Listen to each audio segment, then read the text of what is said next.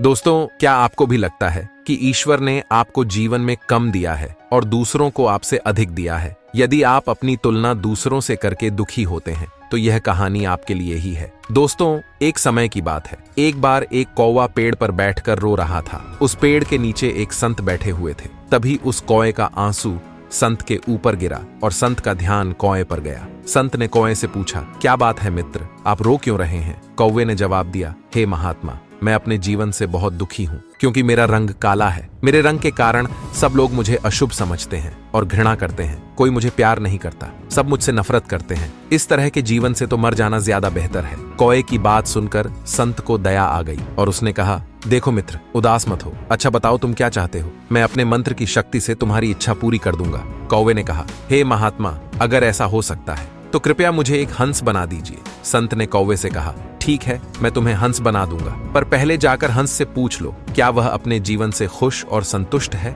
मैं तुम्हारा यही इंतजार करता हूँ। कौवा उड़कर हंस के पास पहुंच गया और कहा, हंस, तुम बहुत सुंदर हो। तुम्हारा रंग दूध सा सफेद है। लोग तुम्हें पसंद भी करते हैं। तुम अपने जीवन से खुश और संतुष्ट हो ना? हंस ने जवाब दिया, नहीं मित्र, मैं खुश नहीं हूँ क्योंकि मेरे पास केवल सफेद रंग है। सफेद भी कोई रंग होता है भला? लोग यह रंग किसी के मरने के बाद पहनते हैं। मेरे ख्याल से तोता इस दुनिया की सबसे खुश और संतुष्ट चिड़िया है क्योंकि उसके पास प्रकृति के सारे रंग हैं। काश मैं तोता होती। यह सुनकर कौवा उड़ा और तोते के पास पहुंच गया और कहा, ओ तोता, तुम बहुत सुंदर और रंग बिरंगे हो। लोग तुम्हें पसंद भी करते हैं। तुम अपने जीवन से खुश और संतुष्ट हो ना? तोते ने जवाब दिया, नहीं मित्र, मैं खुश नहीं हूँ क्योंकि मुझसे भी ज्यादा रंग मोर के पास है। मेरे ख्याल से मोर इस दुनिया की सबसे खुश और संतुष्ट चिड़िया है। काश मैं मोर होती। ये सुनकर कौवा उड़ा और मोर के पास पहुंच गया और कहा, ओ मोर, तुम बहुत सुंदर हो और तुम्हारे पास प्रकृति के सारे रंग है। लोग तुम्हें पसंद भी करते हैं। तुम अपने जीवन से खुश और संतुष्ट होना। मोर ने जवाब दिया, नहीं मित्र, मैं खुश नहीं हूँ क्योंकि मेरी इस सुंदर पंखों के कारण ही लोग मेरा शिकार करते हैं। उसके बाद मेरे शरीर से पंखों को नोचा जाता है जिससे घर सजाने के सामान बनते हैं। मेरी सुंदरता के कारण ही लोग मुझे चिड़ियाघर में कैद करके रखते हैं। इसीलिए मैं अपने जीवन से बिल्कुल भी खुश नहीं हूँ। यह सुनकर कौवे को धक्का लगा और उसने मोर से पूछा, यदि आप खुश नहीं हो तो आपके अनुसार इस दुनिया में सबसे खुश और संतुष्ट चिड़िया कौन है? मोर ने जवाब दिया, मेरे ख्याल से तो तुम हो। कौवा, तुम इस दुनिया की सबसे खुश और संतुष्ट चिड़िया हो क्योंकि लोग तुम्हारा शिकार नहीं करते हैं।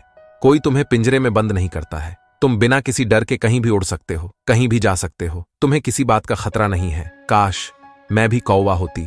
यह सुनकर कौवा उड़ गया और संत के पास आकर कहा, हे महात्मा, मुझे मेरी गलती समझ आ गई। अब मुझे कुछ और नहीं बनना है। मैं जो हूं उसमें ही खुश हूं। दोस्तों, उस कौवे की तरह हम भी खुद की तुलना दूसरों से करते हैं और दुखी होते हैं क्योंकि हम केवल वही देखते हैं जो हमारे पास नहीं है पर दूसरों के पास है। लेकिन हम यह नहीं देखते जो हमारे पास है वह दूसरों के पास भी तो नहीं है। दोस्तों, याद रखना, जीवन में आपको लाखों लोग मिलेंगे जिनके पास कुछ ना कुछ आपसे बेहतर और अधिक जरूर होगा। यदि आप हर किसी से तुलना करते रहोगे तो हमेशा दुखी रहोगे।